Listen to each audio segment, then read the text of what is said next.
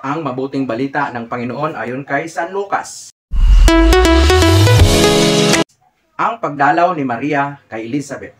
Hindi nagtagal at si Maria ay nagmamadaling pumunta sa isang bayan sa bulubundukin ng Huda.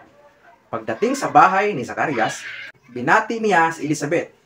Nang marinig ni Elizabeth ang pagbati ni Maria, biglang gumalaw ang sanggol sa kanyang sinapupunan at siya ay napuspos ng Espiritu Santo.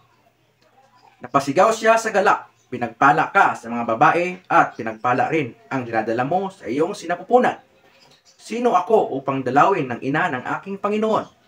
Sapagkat pagkarinig ko ng iyong pagbati ay gumalaw sa tuwa ang sanggol sa aking sinapupunan.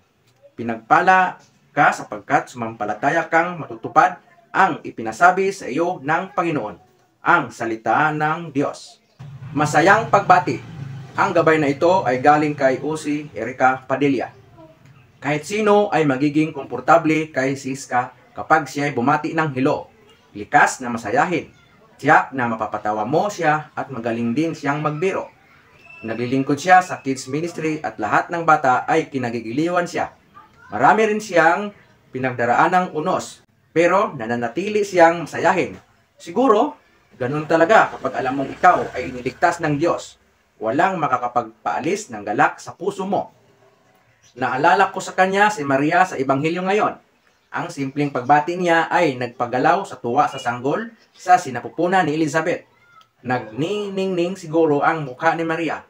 Ang galak ay nararamdaman ng sinumang nakapapaligid sa kanyang nagdadala kay Jesus. Anong nakikita at nararamdaman ng ibang tao tuwing nakakasalamuha kanila?